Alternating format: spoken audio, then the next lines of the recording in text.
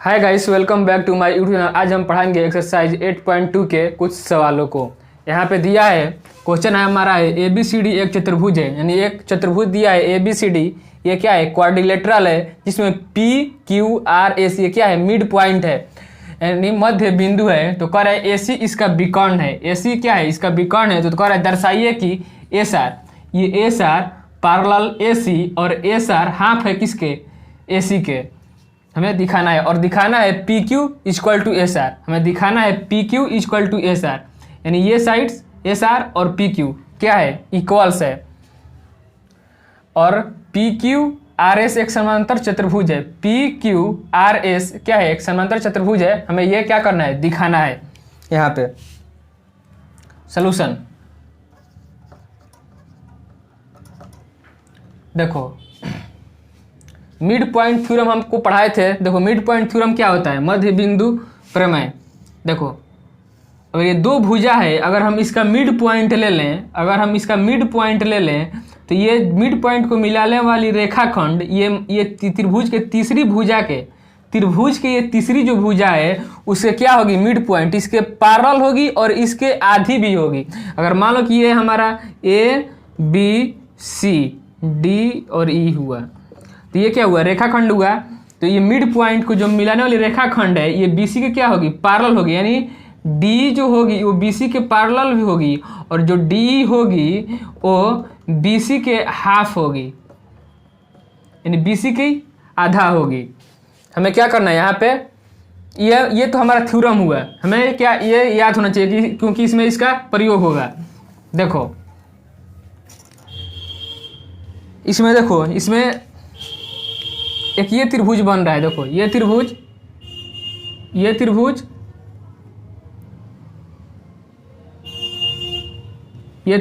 इस त्रिभुज में जो AC है, AC और S और R क्या है? इसका मिड पॉइंट है। तो इसकी क्या होगी? AC जो साइड होगा, जो SR साइड होगा वो AC का क्या होगा? पैरेलल भी होगा और हाफ भी होगा। मिड पॉइंट थ्योरम से हम क्या कह सकते हैं कि SR पैरेलल AC और SR क्या होगा? इसके AC का हाफ भी होगा। हमें दिखा सकते हैं। तो हम देखो यहाँ पे लिखेंगे सॉल्यूशन में, बस इसका जो मिड पॉइंट का थ्योरम ही यहाँ पे बस लिख देंगे, हो जाएगा। देखो यहाँ पे देखो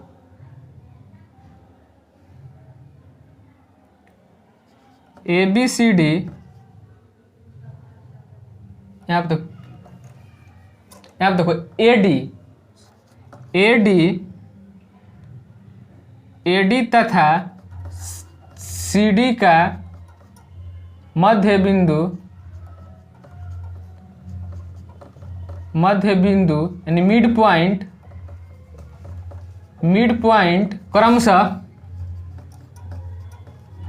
क्रमशः S और R है।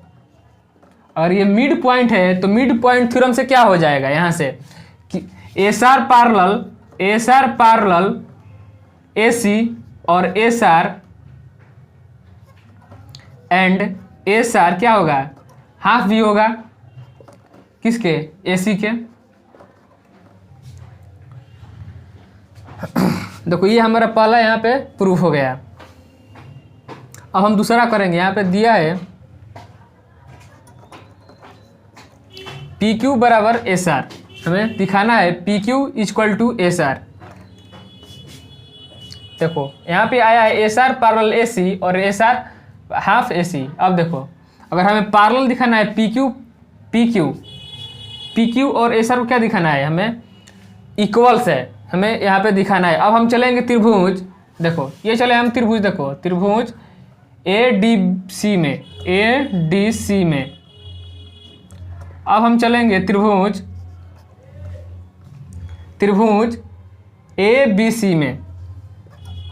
ABC में। अब देखो यहाँ पे ये त्रिभुज देखो, फिर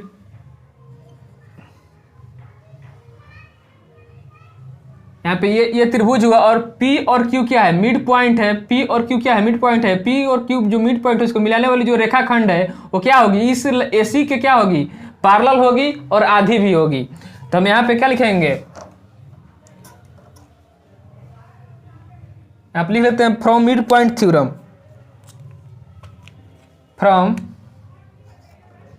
from mid point theorem. Mid point theorem से क्या हो जाएगा हमारा, जो पी क्यू है, पी क्यू पैरेलल हो जाएगा किसके, एसी के, पी क्यू पैरेलल एसी, और एंड पी क्यू किसके हाफ होगा, एसी का हाफ भी होगा, हाफ एसी। अब देखो हम इसे मान लेते हैं इक्वेशन फर्स्ट और इसे हम मान लेते हैं इक्वेशन सेकेंड। अब हम from equation first and second से क्या लिख सकते हैं, देखो यहाँ पे हाफ एसी और हाफ एसी क्या है, दोनों में कॉमन है, तो हम क्या लिख सकते हैं, S R parallel S R.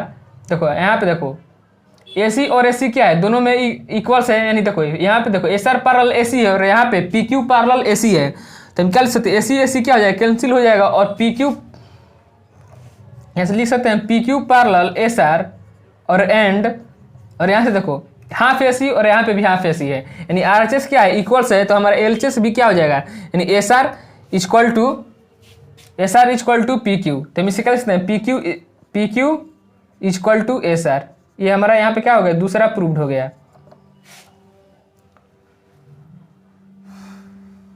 यहाँ पे हमारा पहला प्रूफ हो गया और यहाँ पे दूसरा प्रूव्ड हो गया। देखो अब हमें दिखाना है पी क्यू आर एस एक समानांतर चतुर्भुज है, दिखाना है हमें। देखो पी क्यू आर एस क्या है, एक समानांतर चतुर्भुज है, हमें क्या करना है, यहाँ पे दिखाना है। अगर देखो पी क्यू इक्वल टू आ गया है हमारा किसके, P Q equal to S R क्या आया है, और यहाँ देखो P Q equal to S R और आर क्यू। देखो अगर हमारा P Q equal to S R, अगर हमारा देखो अगर हमारा पी क्यू, अगर हमें दिखाना है कि समानांतर चतुर्भुज है, तो अगर हम इसको अगर किसी एक इसके अपोजिट साइड को अगर हम क्या दिखा दिए, अगर पैरेलल दिखा दिए और इसके पैरेलल दिखा दिए और इक्वल दिखा दिए, तो हम क्या हो जाएगा, ये हमारा क्या हो जाएगा, ये एक, तो हम यहाँ से from equation first and second से भी कह सकते हैं। देखो यहाँ पे देखो P Q parallel S R है और पी क्यू बराबर एस आर है, तो हम क्या लिख सकते हैं,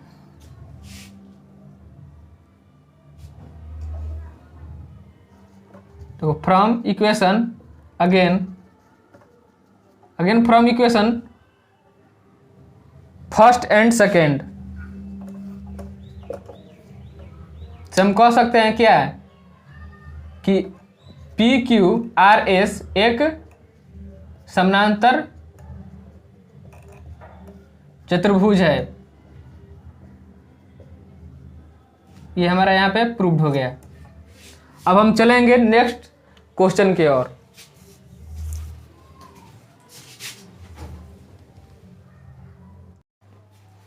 अब हम चलेंगे नेक्स्ट क्वेश्चन की ओर। यहाँ पे ए बी सी डी एक समचतुर्भुज है और कह रहा है और पी क्यू आर और एस क्रमशः भुजाओं A B B C C D और डी ए के मध्य बिंदु है, यानी मिड पॉइंट है, तो दर्शाइए चतुर्भुज पी क्यू आर एस एक आयत है। देखो फिगर जब तक नहीं बनाएंगे तब तक नहीं समझ में आएगा कि क्वेश्चन हमारा क्या कह रहा है। तो यहाँ पे देखो, यहाँ पे दिया है रोम्बस है, समचतुर्भुज है ये। रोम्बस की साइड क्या होती है, इक्वल्स होता है। इस ए बी सी डी एक क्या है, रोम्बस है, जिसका पी क्यू आर और एस, देखो पी ए बी का मध्य बिंदु है और बी सी का मध्य बिंदु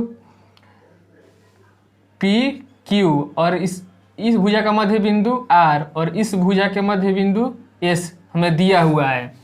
तो अब कह रहा है कि ये जो मिड पॉइंट को मिलाने वाली भुजा वो एक क्या है, हमें सिद्ध करना है कि वह एक आयत है, हमें दिखाना है। तो यानी मिड पॉइंट की को हम मिला देते हैं। देखो ये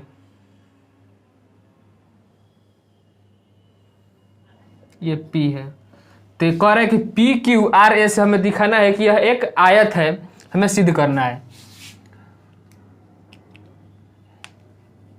देखो पहले हम कंस्ट्रक्शन थोड़ा करना पड़ेगा। यहाँ पे हम ए को सी से मिला देते हैं यहाँ पे,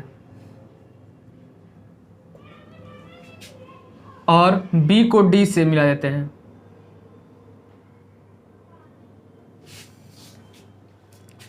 देखो solution A B C D एक रोम्बस है। तो रोम्बस है तो क्या होगा, सारी साइड इक्वल्स होगी, यानी चारों साइड्स जिसमें A B is equal to B C is equal to C D और C D is equal to A D है। यानी चारों साइड्स क्या है, हमारा इक्वल्स है। तो हमें प्रूफ करना है, तो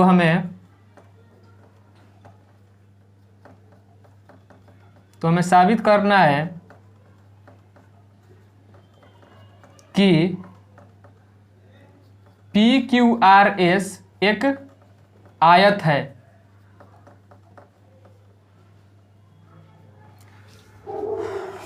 अब चलो हम इसे प्रूफ करते हैं। देखो हम चलते हैं पहले ए डी सी में, त्रिभुज ए डी सी में चलते हैं। देखो हम इस त्रिभुज में चल रहे हैं।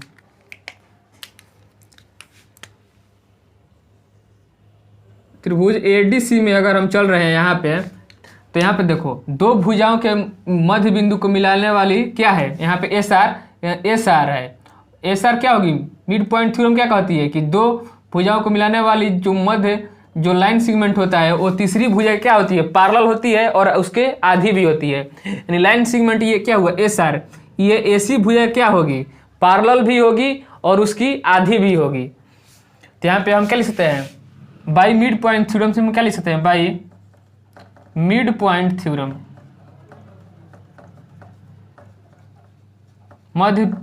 मध्य बिंदु प्रमेय से हम क्या ले सकते हैं, हमारी मध्य बिंदु प्रमेय क्या कहती है, देखो कि एस आर जो लाइन सेगमेंट होगा वो एसी के क्या होगा, पैरेलल होगा, और एस आर क्या होगा, एसी का हाफ होगा, यानी एसी का हाफ होगा। इसे हम इक्वेशन मान लेते हैं फर्स्ट। अब हम चलेंगे त्रिभुज ए बी सी में। अब त्रिभुज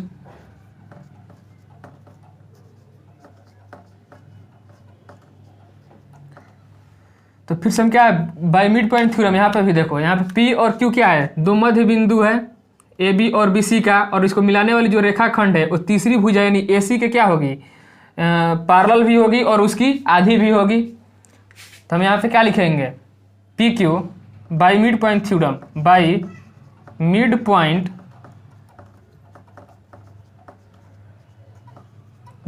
थ्योरम क्या लिखेंगे, पी क्यू पैरेलल होगा किसके, एसी के, और पी क्यू हाफ भी होगा किसके, एसी के। हम इसे इक्वेशन सेकेंड मान लेते हैं। तो अब हम चलते हैं from equation first and second में चलते हैं। देखो यहाँ पे from equation first and second में देखो, तो यहाँ पे देखो एस आर, यहाँ पे देखो एस आर पैरेलल है एसी के, और यहाँ पे देखो पी क्यू पैरेलल है एसी के। नहीं देखो एसी क्या है, आरएचएस हमारा इक्वल्स है, तो हमारा आरएचएस भी इक्वल्स हो जाएगा, यानी एस आर पैरेलल होगा पी क्यू के भी, यानी हम यहाँ से लिख सकते हैं एस आर पैरेलल होगा पी क्यू के भी। और यहाँ पे देखो हाफ एसी यहाँ पे आरएचएस में, और यहाँ पे भी देखो हाफ एसी है, तो ये क्या हो जाएगा, अगर आरएचएस हमारा इक्वल्स है तो एलएचएस भी हमारा इक्वल्स होगा। तो यहाँ से लिख सकते हैं पी क्यू यानी एस आर इक्वल होगा किसके, पी क्यू के भी इक्वल्स होगा। इसे हम इक्वेशन थर्ड मान लेते हैं। देखो अगर हमारा आ गया यहाँ पे, देखो हमारा आ गया है यहाँ पे एस आर, देखो एस आर यानी ये साइड्स एस आर इक्वल से किसके, पी क्यू के, यानी इस साइड के इक्वल से हमारा और क्या है, पैरेलल भी है। अगर हमारा कोई दो अपोजिट साइड्स, अगर हमारा एक अपोजिट साइड्स और वो और इक्वल्स और पैरेलल आ जाए तो हम क्या लिख सकते हैं कि वो चतुर्भुज क्या है, पैरेललोग्राम है। तो यहाँ पे देखो इसका अपोजिट ये क्या हो गया हमारा, इक्वल्स आ गया और पैरेलल भी आ गया। यहाँ पे देखो S R parallel P Q, तो हम लिख सकते हैं कि पी क्यू आर एस क्या है, एक समानांतर चतुर्भुज है।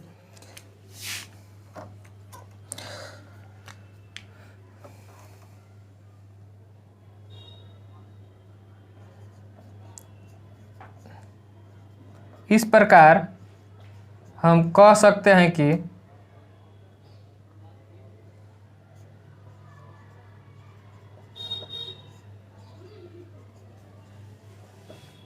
पी क्यू आर एस एक पैरेललोग्राम है।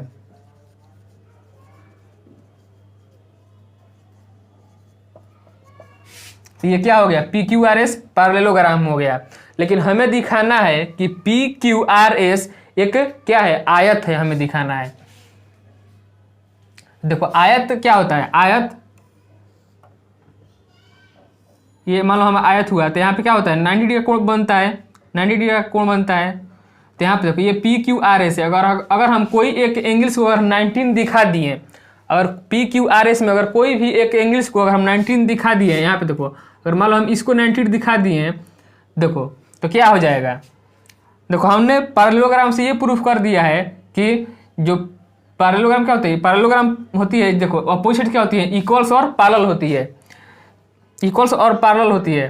देखो इसके से अपोजिट साइड ये क्या होगी, इक्वल्स और पैरेलल होगी, और इसके अपोजिट साइड ये इक्वल्स और क्या होगी, पैरेलल होगी। तो आयत में भी यही कंडीशन होता है। देखो इसके अपोजिट क्या होता है, इक्वल्स और पैरेलल होता है, और इसके अपोजिट साइड क्या होता है, इक्वल्स और पैरेलल होता है, और इसके अपोजिट साइड इसके इक्वल्स और पैरेलल होता है। लेकिन एक फर्क होता है कि आयत में यहाँ पे देखो 90 डिग्री का कोण क्या बनता है यहाँ पे। तो अगर हम यहाँ पे 90 डिग्री का दिखा दें तो क्या हो जाएगा, इसे हम कह सकते हैं कि यह एक आयत है, यानी रेक्टेंगल है।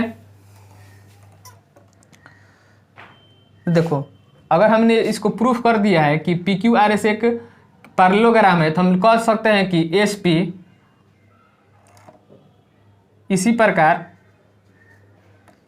इसी प्रकार क्या लिख सकते हैं कि एस पी, जो एस पी पैरेलल होगा आर क्यू के और एस पी इक्वल होगा आर क्यू के। यहां तक समझ में आया होगा। अब चलते हैं हम इसके आगे। देखो जब ये सामना, देखो ये ए बी सी डी ये क्या था, समचतुर्भुज था। समचतुर्भुज का विकर्ण ए सी है और बी डी है। तो इंटरसेप्ट, जब समचतुर्भुज का विकर्ण इंटरसेप्ट करता है, तो अगर जिस बिंदु पर इंटरसेप्ट किया, अगर मान लो कि ओ बिंदु पर इंटरसेप्ट किया, तो वहाँ पे कितना डिग्री का कोण बनेगा, 90 डिग्री का कोण बनेगा। यहाँ पे 90 डिग्री का कोण बनेगा। देखो ये 90 डिग्री हो गया। अगर हम इसको भी देखो, अगर हम इसको देखो, इसका नामकरण थे ओ एन इसको M, O N Q M. देखो अगर हम इसको ओ एन, इस आकृति को देखो ओ एन क्यू एम, अगर हम इसको दिखा देते हैं कि यह एक पैरेललोग्राम है, तो अगर पैरेललोग्राम जब हो जाएगा, अगर मान लो कि ओ एन क्यू एम अगर पैरेललोग्राम हमारा हो गया, तो इसके अपोजिट, इस अपोजिट एंगल इसका क्या होगा, इक्वल्स होता है पैरेललोग्राम का। तो अगर हम इसे दिखा सकते हैं कि ये क्या हो जाएगा, क्यू जो एंगल्स होगा वो क्या हो जाएगा, हमारा 90 डिग्री का हो जाएगा। अगर 90 डिग्री हो गया तो हम कह सकते हैं कि यह एक पी क्यू आर एस एक क्या है, हमारा रेक्टेंगल है।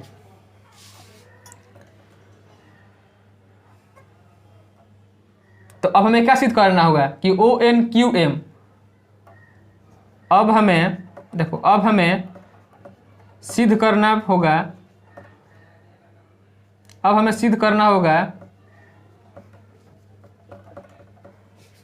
कि ओ एन क्यू एम एक पैरेललोग्राम है।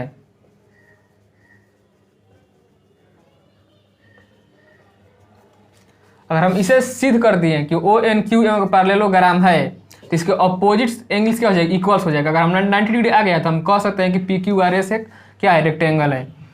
तो अब देखो हम इसे मान लेते हैं इक्वेशन 4।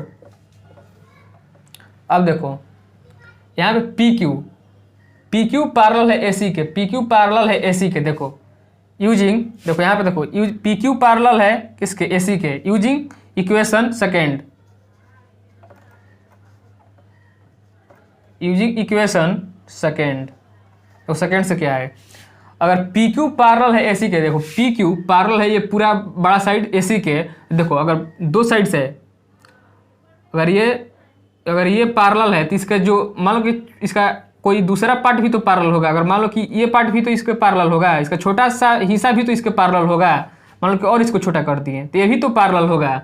देखो ये पूरा ये AC और PQ क्या है, पैरेलल है, तो इसका छोटा हिस्सा QN और OM भी तो पैरेलल होगा। तो देखो तो यहाँ से क्या लिख सकते हैं, QN पैरेलल OM और QN इक्वल टू OM होगा ना।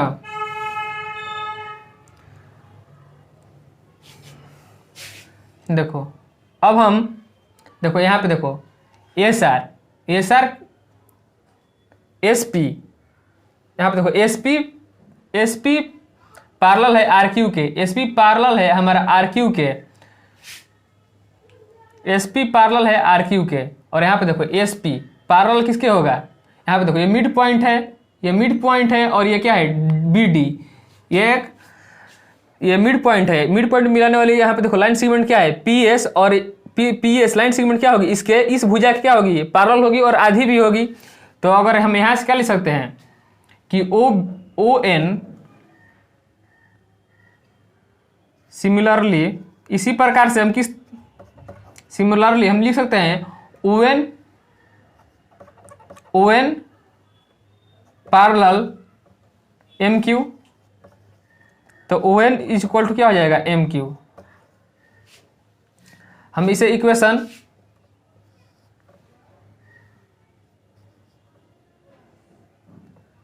इसे हम 5 मान लेते हैं और इसे इक्वेशन 6 मान लेते हैं। फ्रॉम इक्वेशन 5 एंड 6 से क्या हो जाएगा, देखो ये क्या आ गया, OM पैरेलल आ गया ON के, और क्या आ गया, इक्वल्स भी आ गया। तो हम क्या लिख सकते हैं कि O चतुर्भुज ONQM एक पैरेललोग्राम होगा, पैरेललोग्राम है।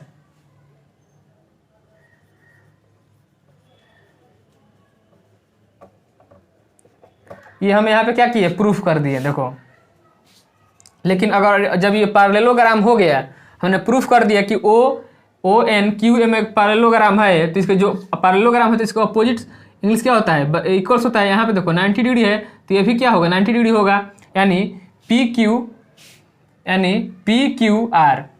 यानी यहाँ से लिख सकते हैं कोण PQR इक्वल टू 19 डिग्री लिख सकते हैं। तो इसे हम मान लेते हैं इक्वेशन, देखो इसे हम मान लेते हैं इक्वेशन, इसको देखो मान लो इक्वेशन A और इसको B। तो जब इक्वेशन A और B को देखोगे तो यहाँ पे देखो ये पैरेललोग्राम यहाँ पे प्रूफ हो गया, पैरेललोग्राम यहाँ प्रूफ हुआ है, PQRS यहाँ पे किए थे। और यहाँ पे देखो Q1 हमारा क्या हो गया, 90 डिग्री हो गया। तो हम अब लिख सकते हैं क्या कि PQRS एक रेक्टेंगल है।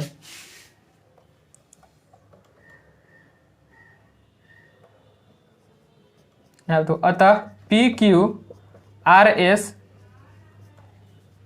एक रेक्टेंगल है।